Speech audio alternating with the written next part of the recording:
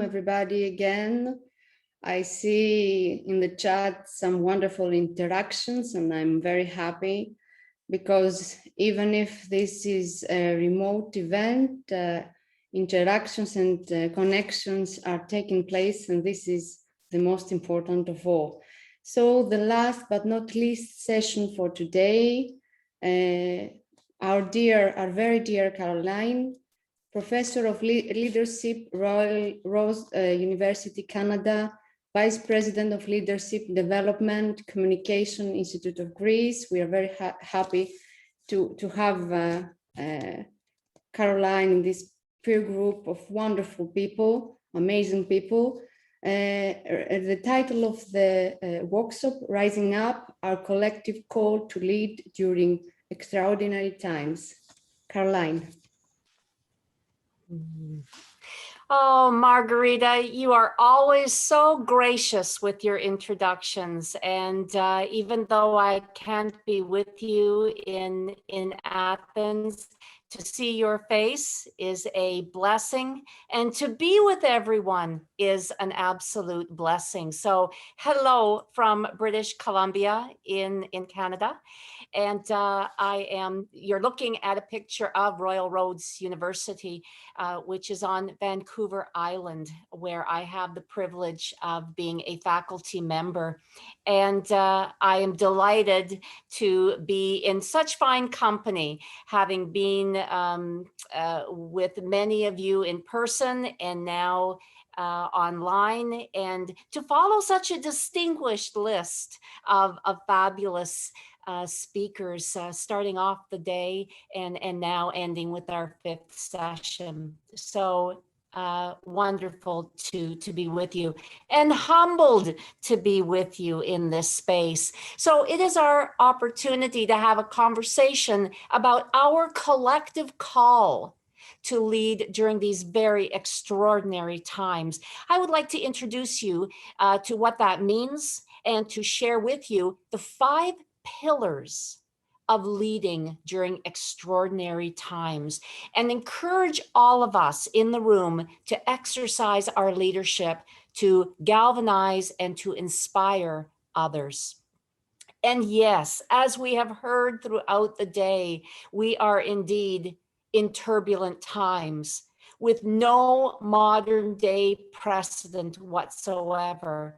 We face global health crisis, but we have crises of so much. We have crisis in terms of climate, water, food shortage, and surging conversations about what it means to actually respect diversity, equity, and inclusion. Yet, as Peter said, there is an awakening that is happening. Good things can come from COVID. Good things can come from any crisis. And as we're starting to see, there's a conscious decision that people are making to pay attention to the things that matter, whether it is your health, your well-being, putting job and life in perspective, seeing the beauty in the work that we do, the passion of what we do. And one of the lessons that is surfacing during COVID pertains to leadership. And that's what I'd like us to launch into, is a conversation about what's shifting. See, we've always turned to our leaders, those people who are in very formal positions, to guide us through crisis. Because the signature attribute of being a really strong leader is the ability to lead followers through difficult times. Yet, collective leadership is equally as important to get through difficult times. The magnitude of crisis that we're facing right now requires all of us, every one of us in this room, to do our part, to exercise our leadership to move through crisis. And it doesn't matter what job we have, where we are in the academic structure or in our organization, doesn't matter your age, doesn't matter what your discipline is. We all have something significant that we have as a gift and as a talent to offer. And when we think about it, organizations do not thrive solely because of formal leaders. Organizations soar because of the interdependence of people within that organization. And you know what? It's an illusion to expect that an executive team, a few people in our organization, will find the best way forward in the future. Because in reality, there isn't the capacity of only a few to make sense and make meaning of all the changes that are swirling around us. So it is incumbent on each and every one of us to challenge ourselves, to start thinking differently, probing differently, identifying and responding to crisis in a new way. So when we talk about leadership, we often get, shall I say, stuck on this word. I wanted to share with you the work of Kouzes and Posner and Collins. So Kouzes and Posner say that leadership isn't about how far we advance ourselves, how far we advance others.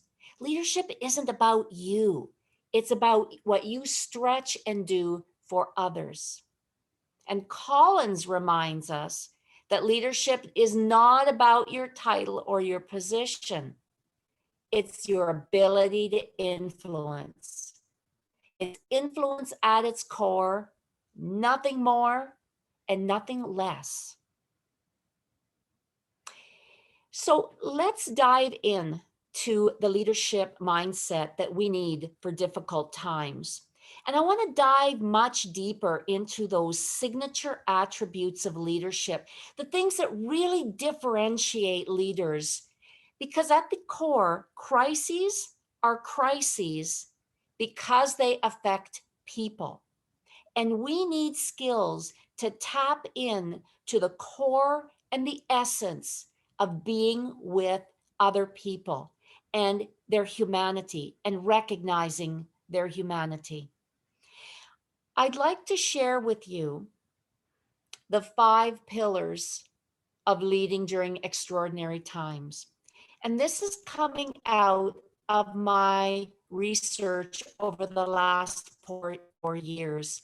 So I have been so fortunate in the last 4 years to have a federal funding behind me to do an international study on the generations in the workplace, specifically looking at Gen Y, millennial, who are moving into the C-suite. They're moving into those very, very senior positions in our organizations and unpacking how they're going to lead. And one of the questions I've been asking along the way is what really does differentiate leaders, the ones that sparkle, the ones that just ignite the passion. And what I'd like to share with you today are the 5 touchstones, the 5 keys that surface. And as we're going through these, I'd like you to be thinking about each of these pillars. And I'd like you to be thinking about which pillars are your strength and how does that show up? And I'd also like you to be thinking about the pillar or pillars that are your developmental opportunities, things that you know that there's still opportunity for you to stretch into. And what are you invited to do? And hold on to that. Either take some notes along the way or hold on to it in your mind's eye, because we're going to be going into some breakout rooms toward the end to just unpack and to make some meaning of these 5 pillars. So to start us off, everyone, I'm going to show you a series of pictures, and especially for this first pillar. What do you see? Is the person facing forward? Is the person facing to the right? What do you see? Both, Fatina. Yeah. You're able to see both. Yeah. Yeah. Let's take a look at this picture. What do you see? And Begum, sadness. Yeah. Could be some sadness. What do you see in the second picture here? Christina, nostalgia, hope, a creepy tree. I love the description for Fotini there, the creepy. It's not just a tree, it's a creepy tree. Yeah, together. Yeah, take on the world. Beautiful. It's a couple, Begum. Yes, a couple. Do you also? I'm worried about the couple. Oh, Fotini, that's interesting. You're worried about the couple under the tree.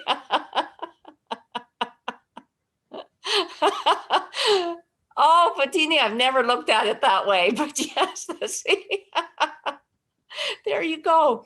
And a monster over the couple, yes. Does anyone see the baby? Oh. Does anyone see the baby?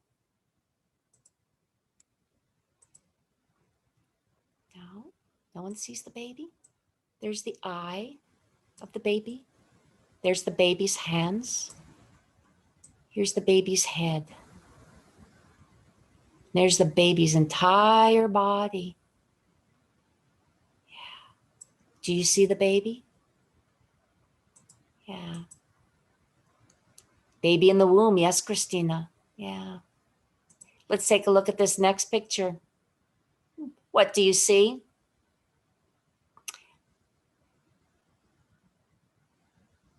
What do you see? People and pillars. Yes, yes. Chess pieces. Yes. Shadows. Yeah. Lovely. And in this final picture, is the globe on the right-hand side or the left-hand side?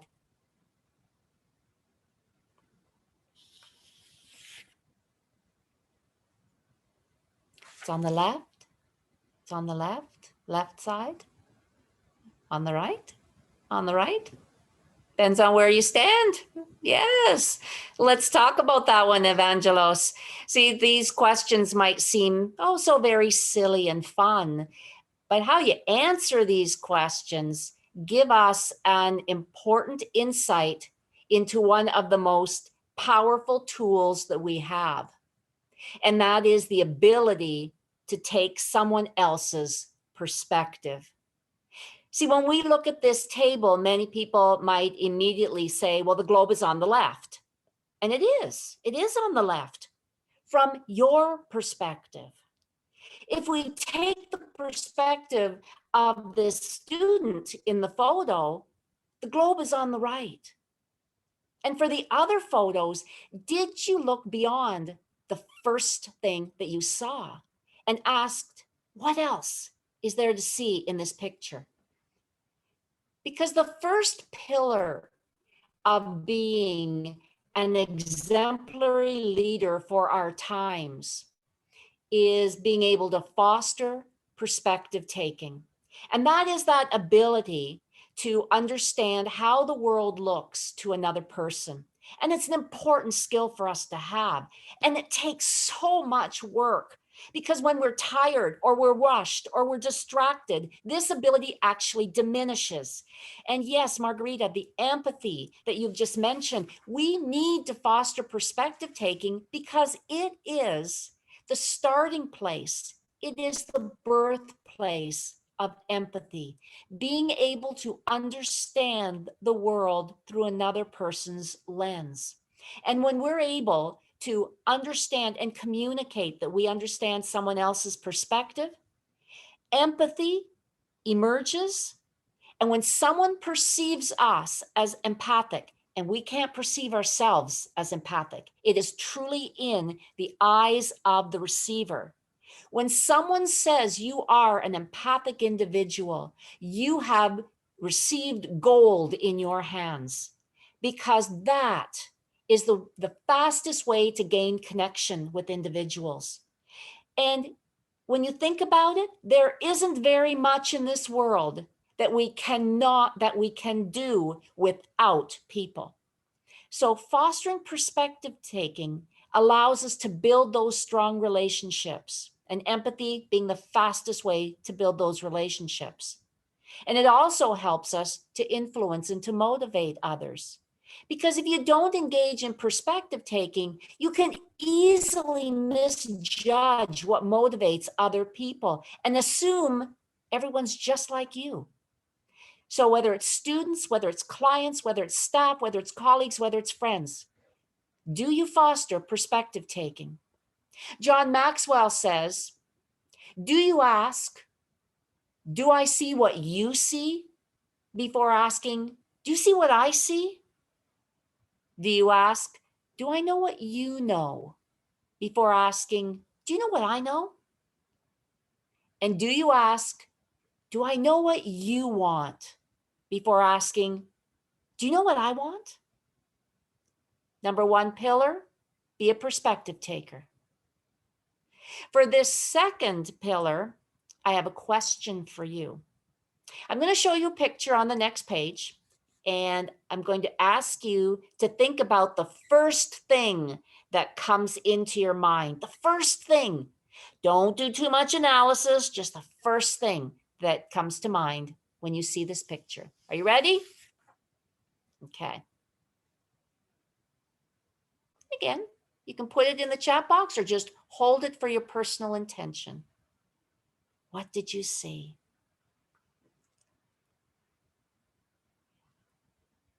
Okay. See, your first reaction is the most important one that we're looking for here. Because one of three things happened, dear folks. It was either a descriptive first impression. What did I see? I see a person. Interpretive. What do I think? Is this a statue from Greece? Is this a statue from Japan? Is it copper? Is it wood? The one we really want to focus on is the judgment. The judgment is the one that has a little flag around it. And that's the one that we want to be consciously aware of. Because the judgment means that we are stepping forward and judging and critiquing something. We come in as a evaluative lens. You put a rightness or a wrongness spin on it. So if you said, ooh, that's ugly, or oh my gosh, I don't want to wake up to that at night. Oh, that's just horrible. That kind of lens, that's the one where could actually do us more harm than good when we engage with others. Because when we get into that very judgy place, we're evaluating, oh, that's wrong. Oh, that's right. Oh, I don't like that. I don't like this. Then what happens is it shuts down our ability to learn with others and from others. And when we're in a very evaluative place, it actually is hard to move out of. See, that inner voice that we have with its values and beliefs and assumptions and attitudes is very carefully wired.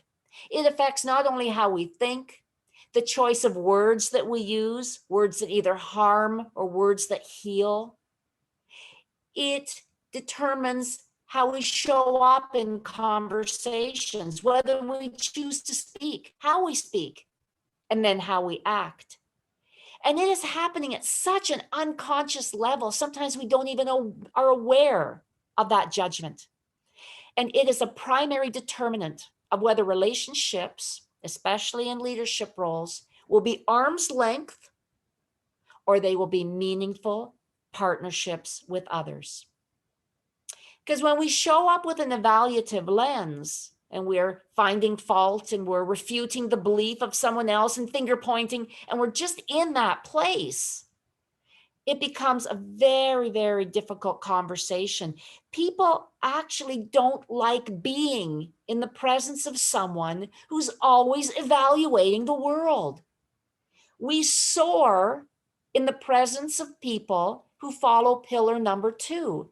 They cultivate an inquiry-based approach to engagement. They have such curiosity, genuine curiosity about the world.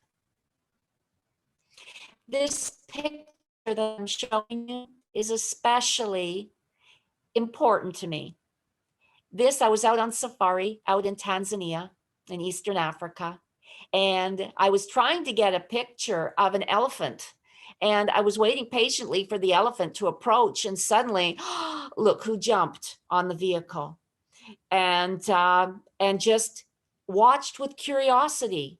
I tried to look around for the elephant, but I thought I had something even more beautiful in front of me. But curiosity is what actually brings us together.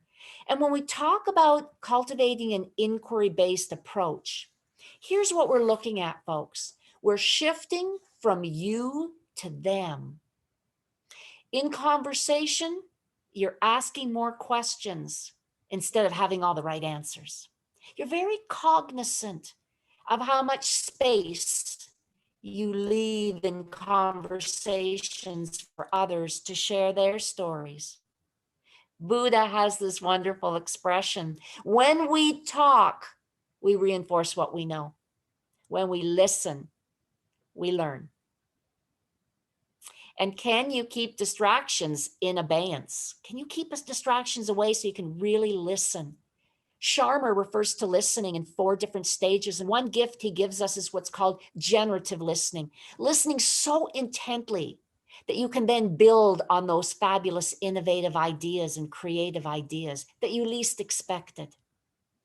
So right now, my test to you: are you giving 100% to this conference? 100% to the speakers every single day, or close to 100? And are you keeping your phone away? Are you not checking emails? Practice that skill right during this conference over the next few days. And keep listening for that which binds us. You know, sometimes we come into a conversation and we don't hear anything that we can connect to, and we can easily fall out of conversation. I'm going to encourage you to stay in the conversation. When someone is speaking to you in a way that represents their field, their passion, whether it's philosophy, psychology, religion, archaeology, whatever they're speaking about, if it does not resonate with you, stay in that conversation, because there might be something you ask about or hear that really binds the two of you together. Priority number 3, pillar number 3, prioritize the power of giving. I have an important question to ask you today. Do you look for what you have been given? Do you truly acknowledge and respect and give gratitude to what you've been given? And do you think about how you can give that to others? The greatest gift we can give to others, especially during tough times, and COVID will not be the only tough time we face in our lives. There will be other crises for us to climb through and to get through. Even the smallest gift that you can give to someone during difficult times can mean the world to them. Because at the end, when people reflect on who you are and what you did in your life, they're going to remember the smallest things you may have forgotten you did for them. But the smallest things that you did can have the greatest impact. And my wish for you here is to have this happen so naturally that you don't even have to think about it. But how does that happen? I couldn't be at a conference and not talk about Kairos time if I'm in Greece. And Robert, this just flowed beautifully from the curation of knowledge that you gave us in the last session, and I stand in gratitude to you. So I offer Kairos time here, and that is recognizing the time to act. Because when you have the power of giving, you recognize the right thing to do at the right time. You know, the right words to offer, the right gift or talent that you can give to other people. But how do you recognize, how do you get to that place where your timing is just so perfect? It comes from discernment and being so present in the world. Senge calls it presence. Sharma calls it presence. Dorothy Leonard calls it deep smarts. That just that experience and knowing that there is something that you can give to others. And it's the ability, according to Boll and Hujiberg at the very top, to perceive variation in the environment. You're watching, you're listening, you're soaking it all in. Pillar number 4 is strengthen your agility, folks. This is a muscle to be strengthened, and this is your adaptability to get comfortable with widespread ambiguity and chaos, and recognize that no one has the crisis resolution manual. We don't know what to do, and that's okay. Because when we have agility, it means that we're committed to navigating point by point, step by step, jump by jump, through the turbulence, adjusting, improvising, redirecting as the situation changes and new information comes. And you might make mistakes along the way because you're moving quickly, you're making decisions with the best intelligence you have in the moment. And you will make mistakes, but learn as you go. Learn your way forward. Experiment with new ways of operating. Expect occasional failures. Pivot in new directions. I love what Michael said when he launched our first session today in terms of, and I've always admired this about Michael, his very exploratory way of being with his students. We will navigate this. We'll figure it out. And I think what I've always admired about Michael, and I hope that you've picked up on it as well, is that he's not just strong in terms of business and steering the ship. He sets the tone for being able to be adaptable. So in terms of being agile and adaptable, it's about how do you navigate, but what's the ease with which you communicate that you're doing it? Everything is stressful, everything during crisis. But when you navigate, remember, people are watching you. People are watching. And get out of your own way. What does that mean? Don't hesitate. If you have information, if you think you have a way forward, try it. Because moving forward and responding is better than staying still and doing nothing, especially in time of crisis. Try. And the last pillar is tend to your energy and your emotions. Crisis, as we've heard throughout the day, can be very exhausting. It can burn us out. And when we're always giving and we're always being perspective takers and we're nurturing the best for others, we really do need to nurture ourselves, because if we burn ourselves out physically, emotionally, spiritually, there's nothing to give others. And we may actually end up resenting giving because we've got nothing left. To be able to ground yourself and realize when you're capable of being focused and productive and when you need a break.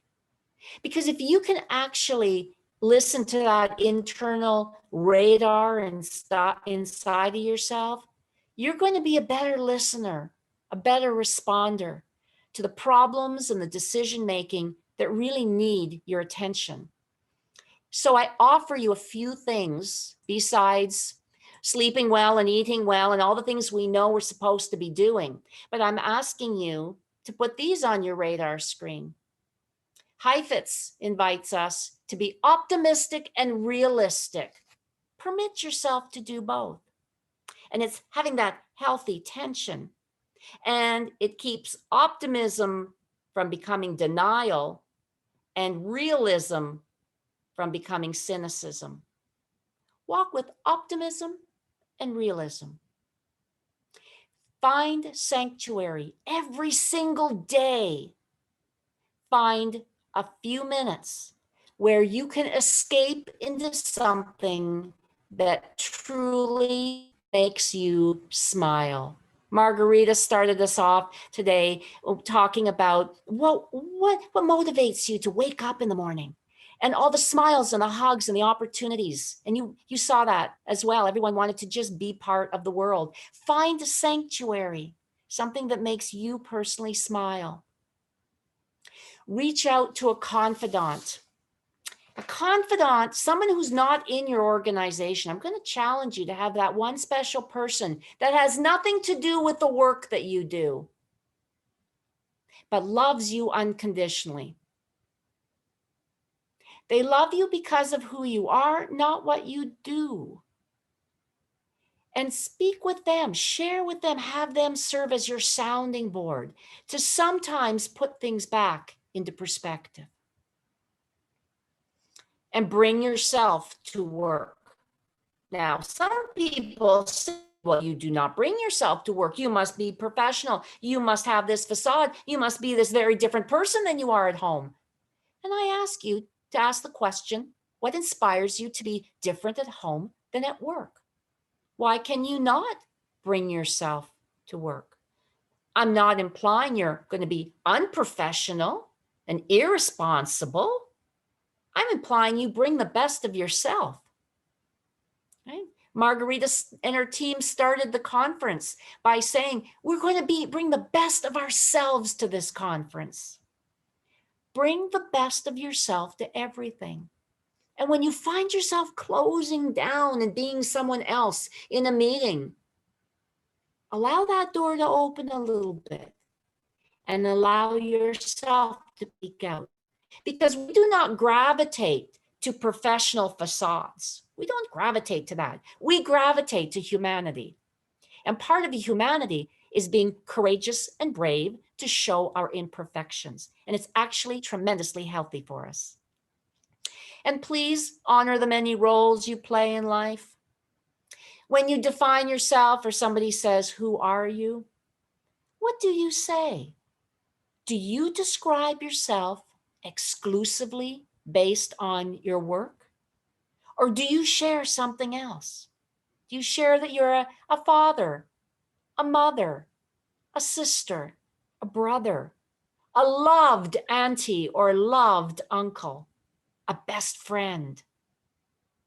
What are the many roles? Because defining your life through a single endeavor makes you vulnerable when that environment shifts.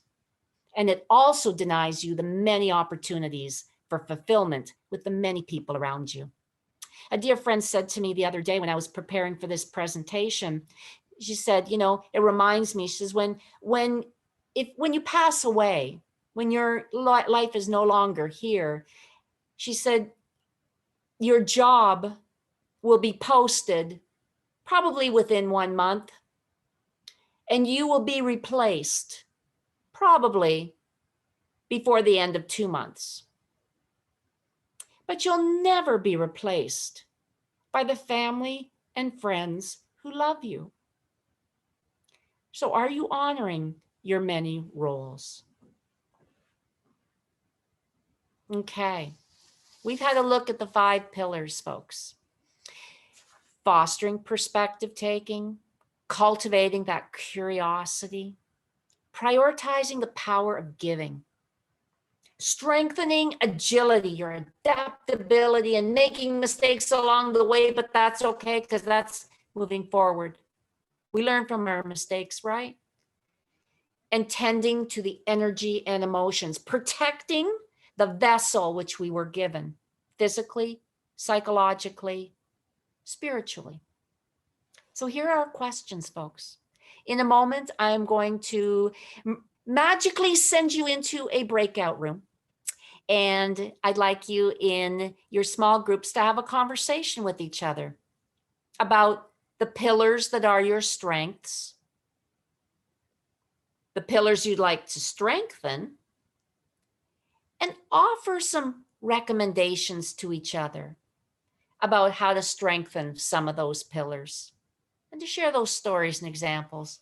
So if someone says to you, I really struggle with this preserving energy. I know I have to look after myself, but I don't do it. What could you offer somebody in that regard? So I'm going to encourage you to take a screenshot of this page, and I'm going to stop sharing. And let me see if I can pull that up. So yeah, Carolin, normally you should be able to coordinate the breakout room. So just go to Yeah. breakout room, and you can recreate the number of room you want to. Yes, I'm going to do some fancy recreating right now. Yes. And I'm going to put us into 4 breakout rooms. Thanks, Louis. I couldn't do it without you. I could never do any of this without you. So thank you for guiding me. No problem. So I'm going to create 4 breakout rooms, and we're going to put, we're going to put 15 minutes on the clock to have some conversation. And I'll send you a message when it's time to come home. And I'm going to open up the rooms, and you'll see a message inviting you to join a room. So when you see the message, join and enjoy your conversation.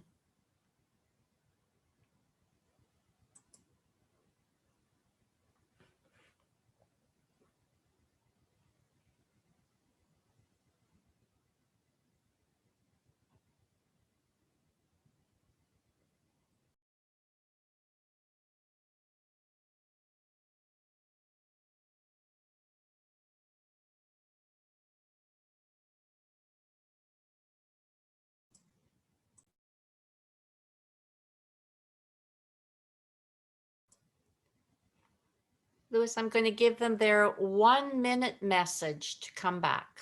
Yeah, sure. Okay, and broadcast. And close all the rooms.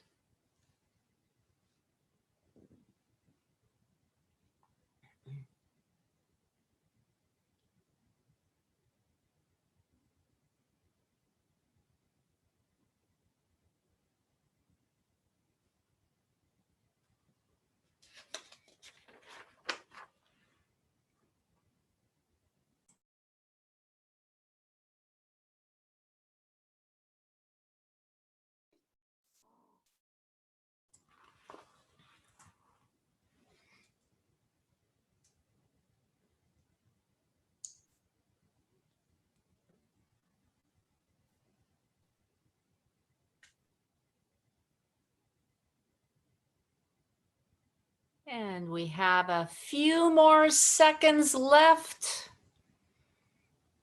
as folks are coming back in the room. Caroline, can I ask something? Yes, you may.